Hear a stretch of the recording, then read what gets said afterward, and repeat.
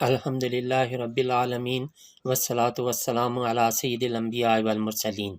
اما بعد فاعوذ باللہ السمیع العلیم من الشیطان الرجیم، بسم اللہ الرحمن الرحیم۔ رب اشرح لی صدری ویسر لی امری واحلل عقدۃ من لسانی یفقہوا قولی۔ صدق اللہ العظیم۔ اللہم صلی علی سیدنا محمد وعلی آل سیدنا محمد وبارک وسلم۔ ہائر ویلیو انسٹیٹیوٹ کے زیر اہتمام کوئز کورس کے سلسلہ کے آج کے درس کا موضوع لیلۃ القدر کی فضیلت و اہمیت ہے۔ لیلۃ القدر ایک مقدس رات ہے جو بڑی عظمت و بزرگی اور خیر و برکت والی رات ہے۔ اس کے فضائل اور فیوز و برکات بے شمار ہیں، لہٰذا اس رات کے انعام و اکرام سے قرب الہی حاصل ہوتا ہے۔ اس رات کی عبادت میں رضا الہی ہے۔ اس برکت والی رات کو اردو اور فارسی میں شب قدر اور عربی میں لیلۃ القدر کہا جاتا ہے۔ لیل کے معنی رات کے ہیں اور قدر کے معنی عربی میں بزرگی، عظمت اور بڑائی اور عزت کے ہیں، لہذا لیلۃ القدر کے معنی عزت اور قدر و منزلت والی رات کے ہوئے۔ لیلۃ القدر صرف حضور صلی اللہ علیہ وسلم کی امت ہی کو عطا کی گئی اور کسی امت کو یہ تحفہ نہیں ملا، کیونکہ حضرت انس رضی اللہ تعالیٰ عنہ سے مروی ہے، حضور صلی اللہ علیہ وسلم نے ارشاد فرمایا، ان اللہ وہب لامتی لیلۃ القدر لم یعطها من کان قبلہم۔ بلا شبہ اللہ تعالیٰ نے لیلۃ القدر میری امت ہی کو عطا کی ہے، ان سے پہلے کسی امت کو یہ نہیں ملی۔ اس لیلۃ القدر کو لیلۃ القدر کیوں کہتے ہیں؟ اس کی وجہ کیا ہے؟ اس رات کو لیلۃ القدر کہنے کی مختلف وجوہات ہیں۔ پہلی وجہ یہ ہے کہ لیلۃ القدر میں جو لفظ قدر ہے اس کا معنی تقدیر و حکم کے ہیں، چونکہ اس رات میں تمام مخلوقات کے لیے جو کچھ تقدیر ازلی میں لکھا ہے اس کا جو حصہ اس سال میں رمضان سے اگلے رمضان تک پیش آنے والا ہوتا ہے وہ ان فرشتوں کے حوالے کر دیا جاتا ہے جو کائنات کی تدبیر اور تنفیذ امور کے لیے مامور ہیں، اس لیے اس رات کا نام لیلۃ القدر رکھا گیا۔ دوسری وجہ یہ ہے کہ قدر کے ایک معنی عظمت و شرافت کے ہیں، کیونکہ اہل عرب اکثر اوقات یوں کہہ دیتے ہیں کہ فلاں شخص کی فلاں شخص کے نزدیک بڑی قدر ہے، یعنی یہ شخص اس کے نزدیک بہت بزرگ اور مرتبہ والا ہے۔ چونکہ یہ رات بھی عظمت و شرافت والی ہے اس لیے اس کا نام لیلۃ القدر رکھا گیا۔ تیسری وجہ قدر کے معنی میں ایک معنی دیق یعنی ضاد یا اور قاف نقطوں والا یعنی تنگی کے ہیں، اور مفسرین اس کی دلیل یہ دیتے ہیں کہ یہ لفظ قرآن مجید میں ان معنی میں بھی استعمال ہوا ہے کہ اس رات کو اس قدر فرشتے زمین پر نازل ہوتے ہیں کہ زمین پر ان کے ٹھہرنے کی جگہ تنگ ہو جاتی ہے، اور اس تنگی کی نسبت سے اسے قدر کہتے ہیں۔ حضرت ابو وراق کا قول ہے کہ اس شب کا نام لیلۃ القدر اس لیے رکھا گیا ہے کہ ایک تو اس میں مرتبہ اور شان والی کتاب جو ہے وہ نازل ہوئی، دوسرا قابل قدر امت کے لیے، اور تیسرا صاحب قدر رسول کی معرفت نازل ہوئی۔ یہی وجہ ہے کہ اس سورہ میں لفظ قدر 3 دفعہ آیا ہے۔ امام جلال الدین سیوطی حضرت انس رضی اللہ تعالیٰ عنہ سے نقل کرتے ہیں کہ رسول خدا صلی اللہ علیہ وسلم نے فرمایا، یہ مقدس رات اللہ رب العزت نے فقط میری امت کو عطا فرمائی ہے، سابقہ امتوں میں سے کسی میں سے یہ شرف کسی کو بھی نہیں ملا۔ یہ رات کیوں عطا ہوئی؟ اس رات کے عطا کیے جانے کا سب سے عام سبب نبی صلی اللہ علیہ وسلم کی اس امت پر شفقت اور آپ کی غمخواری ہے۔ موطا امام مالک میں مرقوم ہے کہ جب نبی کریم صلی اللہ علیہ وسلم کو سابقہ امتوں کے لوگوں کی عمروں پر آگاہ فرمایا گیا تو آپ صلی اللہ علیہ وسلم نے ان کے مقابلے میں اپنی امت کے لوگوں کی عمر کو کم دیکھتے ہوئے یہ خیال فرمایا کہ میری امت کے لوگ اتنی کم عمر میں سابقہ امتوں کے برابر عمل کیسے کر سکیں گے۔ جب اللہ رب العزت نے آپ صلی اللہ علیہ وسلم کے دل کو اس معاملہ میں پریشان پایا تو آپ صلی اللہ علیہ وسلم کو لیلۃ القدر عطا فرما دی، جو 1000 مہینوں سے افضل ہے۔ اس کی تائید حضرت ابن عباس رضی اللہ تعالیٰ عنہ سے منقول اس روایت سے بھی ہوتی ہے کہ آپ صلی اللہ علیہ وآلہ وسلم کی بارگاہ اقدس میں بنی اسرائیل کے ایک ایسے شخص کا تذکرہ کیا گیا جس نے 1000 ماہ تک اللہ تعالیٰ کی راہ میں جہاد کیا، تو آپ نے اس پر تعجب فرمایا اور اپنی امت کے لیے یہ دعا کی کہ اے میرے رب، میری امت کے لوگوں کی عمریں کم ہونے کی وجہ سے نیک اعمال بھی کم ہوں گے، تو اس پر اللہ نے لیلۃ القدر عطا فرمائی۔ امام قرطبی تفسیر قرطبی میں لکھتے ہیں کہ ایک مرتبہ نبی کریم صلی اللہ علیہ وسلم نے صحابہ کرام کے سامنے حضرت ایوب، حضرت زکریا، حضرت حزقیل، حضرت یوشع کا تذکرہ کرتے ہوئے فرمایا کہ انہوں نے 80 سال اللہ تعالیٰ کی عبادت کی اور پلک جھپکنے کے برابر بھی اللہ رب العزت کی نافرمانی نہیں کی۔ صحابہ کرام نے اس بات پر ان پر رشک کیا تو حضرت جبریل امین بارگاہ نبی صلی اللہ علیہ وآلہ وسلم میں حاضر ہوئے اور عرض کیا کہ اے اللہ کے حبیب، آپ کی امت کے لوگ ان سابقہ امتوں کے لوگوں کی 80 سالہ عبادت پر رشک کر رہے ہیں، تو آپ صلی اللہ علیہ وسلم کے رب نے آپ صلی اللہ علیہ وآلہ وسلم کو اس سے بہتر عطا فرما دیا ہے۔ پھر سورہ قدر کی تلاوت کی۔ اس پر حضور نبی کریم صلی اللہ علیہ وآلہ وسلم کا چہرہ پر انوار مسرت و شادمانی سے چمک اٹھا۔ اللہ تعالیٰ کی امت محمدیہ پر بہت سی مہربانیاں اور نوازشات ہیں، ان میں سے ایک مہربانی اور نوازش لیلۃ القدر ہے جو 1000 مہینوں سے بہتر ہے۔ دوسری حدیث سے یہ بات بھی معلوم ہوتی ہے کہ یہ رات ہمیشہ کسی ایک مخصوص رات میں نہیں آتی بلکہ گھومتی رہتی ہے، یعنی کبھی 29ویں کو تو کبھی ماہ رمضان کی 27ویں اور کبھی 25 تاریخ کو۔ بخاری شریف میں ام المومنین سیدہ عائشہ صدیقہ رضی اللہ تعالیٰ عنہا سے روایت ہے کہ نبی کریم صلی اللہ علیہ وسلم نے فرمایا کہ شب قدر کو رمضان کے آخری عشرہ کی طاق راتوں میں تلاش کرو۔ اسی طرح بخاری شریف کی ایک اور حدیث مبارکہ میں ہے کہ جس شخص نے ایمان اور اخلاص کے ساتھ ثواب کے حصول کی غرض سے شب قدر میں قیام کیا، عبادت کی، تو اس کے پچھلے گناہ معاف کر دیے جائیں گے۔ ایک مقام پر حضرت عبادہ بن صامت رضی اللہ تعالیٰ عنہ سے روایت ہے کہ نبی کریم صلی اللہ علیہ وسلم نے ارشاد فرمایا، شب قدر رمضان کے آخری عشرے کی طاق راتوں یعنی 21ویں، 23ویں، 25ویں، 27ویں اور 29ویں میں ہے۔ جو شخص ثواب کی نیت سے ان راتوں میں عبادت کرتا ہے، اللہ تعالیٰ اس کے پچھلے تمام گناہ بخش دیتا ہے۔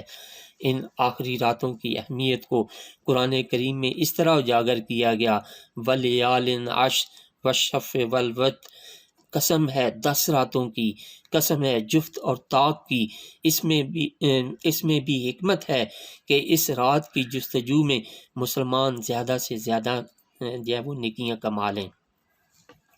القدر کے دوسرے معنی قدر و منزلت والی رات کے ہیں۔ اس کی شان یہ ہے کہ اسے 1000 مہینے سے بہتر قرار دیا گیا ہے۔ گویا جس کو یہ رات مل گئی اس نے 80 سال سے زیادہ عبادت کا اجر پا لیا۔ اور اس رات کی قدر و منزلت اس سے بھی ثابت ہوتی ہے کہ اس ماہ مقدس کی پاک رات میں قرآن مجید نازل ہوا۔ سورۃ القدر کے تیسرے معنی تنگی کے ہیں، یعنی اس مقدس رات میں اس قدر فرشتوں کا نزول ہوتا ہے کہ زمین ان کی زیادتی تعداد کی وجہ سے تنگ ہو جاتی ہے اور یہ فرشتے طلوع فجر تک زمین پر رہتے ہیں۔ شب قدر کی خصوصی دعا ام المومنین سیدہ عائشہ صدیقہ رضی اللہ تعالی عنہا پر اللہ رب العزت کی کروڑ رحمتیں نازل ہوں کہ جنہوں نے نبی کریم صلی اللہ علیہ وسلم سے سوال کر کے ہمیں بھی اس رات میں پڑھی جانے والی دعا سے آگاہ فرما دیا۔ لہٰذا آخری عشرے میں کثرت سے ہمیں یہ دعا مانگنی چاہیے جو نبی کریم صلی اللہ علیہ وسلم نے سیدہ عائشہ رضی اللہ تعالیٰ عنہا کو سکھائی۔ وہ دعا کیا ہے کہ ام المومنین نے عرض کی کہ اے اللہ کے پیارے نبی، اگر کوئی شخص جو ہے وہ لیلۃ القدر کو پا لیتا ہے تو اسے کیا دعا مانگنی چاہیے؟ تو سرکار دو عالم صلی اللہ علیہ وسلم نے فرمایا کہ اگر کوئی شخص لیلۃ القدر کو پا لیتا ہے تو اسے چاہیے کہ وہ یہ دعا مانگے، اور وہ دعا کیا ہے؟ اللہم انک عفو تحب العفو فاعف عنی، اے اللہ آپ بہت زیادہ معاف کرنے والے ہیں، معافی کو پسند کرتے ہیں، بس مجھے معاف فرما دیں۔ یاد رکھیں اس مقدس رات میں بھی اس شخص کی مغفرت کا معاملہ مؤخر کر دیا جاتا ہے جو اپنے کسی بہن بھائی سے ناراض ہو، یہاں تک کہ آپس میں صلح کر لیں۔ امام راضی رحمۃ اللہ علیہ تفسیر کبیر میں بڑے خوبصورت پیرائے میں اس رات کی عظمت کو بیان فرماتے ہیں کہ اللہ تعالیٰ نے اپنی رضا کو عبادت و اطاعت میں پوشیدہ کر رکھا ہے تاکہ لوگ تمام امور میں اللہ کی اطاعت کریں۔ اس نے اپنے غصہ کو گناہوں میں مخفی رکھا ہے تاکہ لوگ ہر قسم کے گناہوں سے بچیں۔ اپنے اولیاء کو مومنوں میں پوشیدہ رکھا ہے تاکہ لوگ سب ایمان والوں کی تعظیم کریں۔ دعا کی قبولیت کو پوشیدہ رکھا تاکہ لوگ اللہ تعالیٰ سے زیادہ سوال کریں۔ اس میں اعظم کو پوشیدہ رکھا تاکہ لوگ اللہ تعالیٰ کے ہر نام مبارک کی تعظیم کریں۔ صلاۃ الوسطی درمیانی نماز کو پوشیدہ رکھا تاکہ لوگ سب نمازوں کی حفاظت کریں۔ موت کے وقت کو پوشیدہ رکھا تاکہ لوگ ہر وقت خدا سے ڈرتے رہیں۔ توبہ کی قبولیت کو پوشیدہ رکھا تاکہ لوگ جس طرح ممکن ہو توبہ کرتے رہیں۔ فرمایا ایسے ہی شب قدر کو بھی پوشیدہ رکھا تاکہ لوگ رمضان کی تمام راتوں کی تعظیم کریں۔ اللہ کریم ہمیں یہ لیلۃ القدر ہمیں نصیب فرمائے اور ہمیں وہ عبادت کرنے کی توفیق عطا فرمائے جس سے اللہ اور اس کے رسول کریم صلی اللہ علیہ وآلہ وسلم جو ہے وہ راضی ہوتے ہیں۔ اور اس رات میں زیادہ سے زیادہ نوافل ادا کرنے چاہیے۔ اس رات میں زیادہ سے زیادہ نبی کریم رؤوف الرحیم صلی اللہ علیہ وسلم کی ذات پر درود و سلام کے نذرانے پیش کرنے چاہیے۔ اور اسی طرح اس رات میں یہ جو نبی کریم صلی اللہ علیہ وآلہ وسلم نے یہ دعا تعلیم فرمائی ہے، اس دعا کو خصوصی طور پر اللہ کی بارگاہ میں مانگنا چاہیے، کثرت سے مانگنا چاہیے کہ اللہم انک عفو کریم تحب العفو فاعف عنا۔ شب قدر خصوصاً عبادت اور یاد الہی کی رات ہے، اس لیے ہر مسلمان کو اس رات میں ہر کام سے فارغ ہو کر اللہ کی عبادت میں محو ہونا چاہیے، کیونکہ انسانی زندگی کا بھی اصل مقصد تو عبادت ہی ہے، اور زندگی میں ایسے مواقع بار بار کہاں میسر آتے ہیں، لیکن بیشتر مسلمان شب قدر کی اہمیت کو مد نظر نہیں رکھتے، یہ رات بھی غفلت میں گزار دیتے ہیں اور اس رات کے فیض و برکات سے محروم رہ جاتے ہیں جو 1000 مہینے کی عبادت سے افضل ہے۔ شب قدر میں اس طرح عبادت شروع کرنے سے پہلے مسلمان کو یہ بات ذہن میں رکھنی چاہیے کہ عبادت کے لیے اس کی نیت کا درست ہونا ضروری ہے۔ نیت کی درستی ایمان کا ایک حصہ ہے، کیونکہ نیت کی درستگی کے بغیر عبادت کی روح قائم نہیں ہوتی۔ عبادت صرف رسماً اور عادتاً نہیں کرنی چاہیے، بلکہ نیت میں رضائے الہی مد نظر ہونی چاہیے، یعنی اور کوئی مقصد مثلاً دکھاوا، طمع، لالچ وغیرہ نہیں ہونا چاہیے۔ ام المومنین سیدہ عائشہ صدیقہ رضی اللہ تعالیٰ عنہ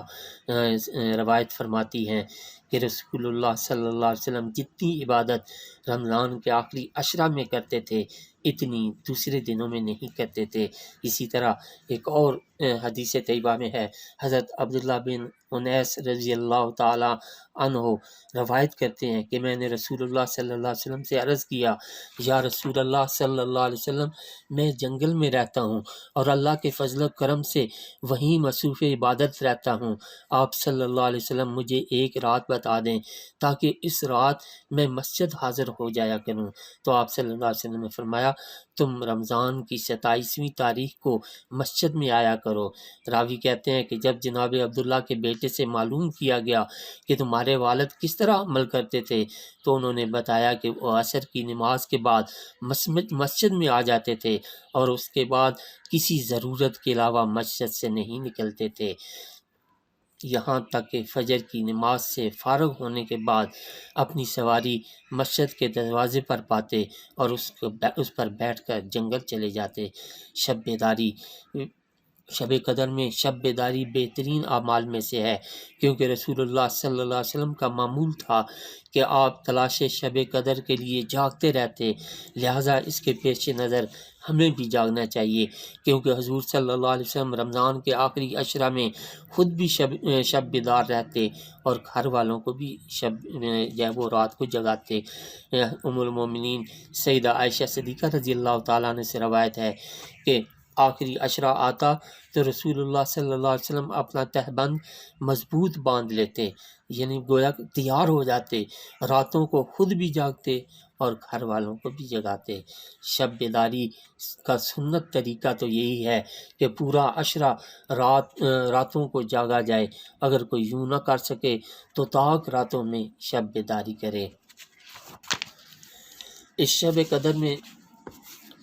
جس طرح بھی اور جتنا بھی اللہ کے حضور اپنا عجز و نیاز پیش کیا جائے کم ہے، چنانچہ شب قدر میں بیدار رہ کر ہم اسی طرح عبادت کریں جس طرح ہمارے نبی کریم صلی اللہ علیہ وسلم کرتے تھے، یعنی کثرت سے نوافل پڑھیں تاکہ اللہ ہم سے راضی ہو جائے۔ حضرت ابو ہریرہ رضی اللہ تعالیٰ عنہ سے روایت ہے کہ نبی کریم صلی اللہ علیہ وسلم نے فرمایا، جو شخص لیلۃ القدر میں ایمان کے ساتھ اور ثواب کی نیت سے عبادت کے لیے کھڑا ہوتا ہے، اس کے پچھلے سارے گناہ معاف کر دیے جاتے ہیں۔ عارفین سے منقول ہے کہ شب قدر میں 2 رکعت نفل یوں پڑھیں کہ ہر رکعت میں سورہ فاتحہ کے بعد سورہ علم نشرح 1 بار اور سورہ اخلاص 3 مرتبہ پڑھیں۔ نوافل کی تکمیل کے بعد مندر ذیل سورۃ القدر 7 مرتبہ پڑھیں اور ان نوافل کا اجر بے پناہ ہے۔ اس میں شب قدر میں والدین کو ایصال ثواب کی نیت سے بھی نوافل ادا کیے جا سکتے ہیں۔ اسی طرح جو ہے گناہوں سے پاکیزگی حاصل کرنے کے لیے بھی نوافل پڑھے جا سکتے ہیں۔ اسی طرح عالم سکرات میں آسانی کے لیے جو ہے وہ نوافل ادا کیے جا سکتے ہیں۔ اسی طرح بعض نے اس کی 2 رکعت کہے ہیں، بعض نے 4 رکعت، بعض نے 12 رکعت نوافل اور بعض نے 16 رکعت نوافل اور بعض نے 20 رکعت نوافل جو ہے وہ لکھے ہیں کہ اس رات میں جو ہے وہ پڑھنے چاہیے،